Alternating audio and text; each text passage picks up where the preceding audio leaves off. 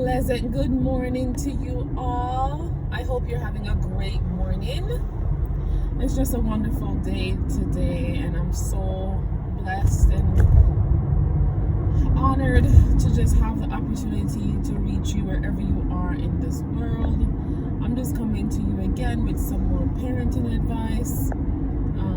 I was just talking to a parent the other day, and she was saying how nice I look, how dressed I look, I'm all put together, and I did look at her and say, listen, there was a time when I too had to dress in just t-shirt and a sweatpants. There has been those days where that's all that's in my closet, t-shirt and a sweatpants. My drawers, t-shirt and sweatpants.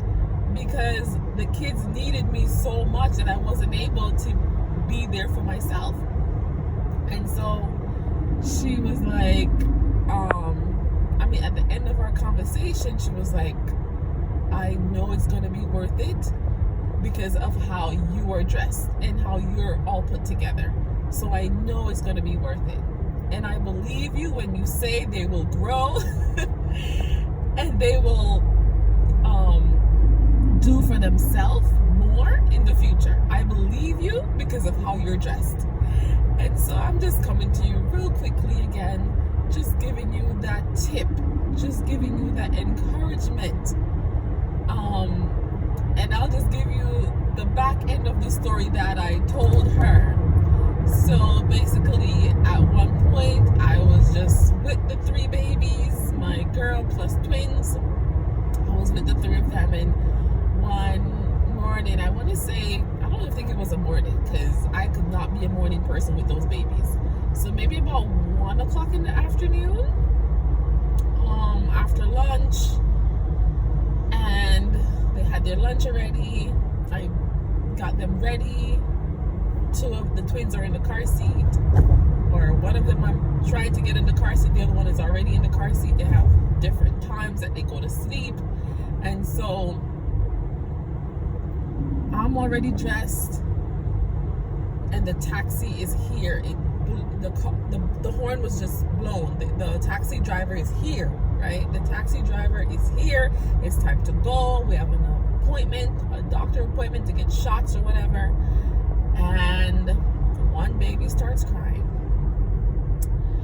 And she or he, I don't know, is screaming. Then my daughter starts to run around the house and she won't let me put her shoes on. So those are like the last few things that I have done, because back then, I want to say it was like 2009, about to be 2010, or maybe even 2010. We weren't really using Uber, but we could just use a taxi, someone that I know, someone that I met, someone that has done taxi, and take their number, whatever. And so they're there, they're waiting. So I know they're not charging me, they're there, they're waiting. It's not the yellow cab or anything like that. And so, my daughter, she's running around. One of the twins are crying, and the taxi is blowing. And I'm like, come on, put on your shoes, let's go, we have to go. And she's running around thinking it's funny. It's so funny, so hilarious that I just sat down and started crying too. I literally just sat down in the chair. One baby's crying. I don't know why the baby's crying, because I already fed the baby, changed the baby, burped the baby, right? Fed, burp, change. Like, that's my routine. I already did that. So I don't understand why the baby's crying. And then my daughter won't come on. She just keeps running around. And then the car is blowing. Beep, beep. And he's like, let's go. And I don't know what fell over me, but I just sat down and I just folded my arm like a 2-year-old. I think my daughter probably had just turned 2. And I just started crying too. I think the taxi waited for like 15 minutes, maybe even 20, because drove for me a few times, maybe even 20, and then he left. And when I finished crying, I pick up the baby. My daughter's like playing with something now. She's like, stop running around, playing with something now. I picked up the baby that was crying, and the baby that was crying pooped again. And I'm like, but I changed you. I think I changed the baby before he ate or before she ate. I think that's when I changed the baby, or right after. Yeah, I think I changed the baby right after he or she ate, because I wanted to not waste the Pampers. So like I was thinking after he or she eats, then they might poop, and then if they poop in that wet diaper, at least it's not a diaper that I'm wasting. So then I would just change the baby, maybe like 20 minutes after they eat, 30 minutes after they eat, I know to change the baby. So that's when I changed the baby. So I knew that I already changed the baby. Pick up the baby again, and there's poop. And I'm like, oh, okay. Well, then there it is then. I'll just have to call the doctor and make another appointment. So I was just telling her this, and I'm telling her this story, and tears is in my eye, and tears is in her eyes too. And she's like, you know what? The other day, I got to take a shower. He fell asleep.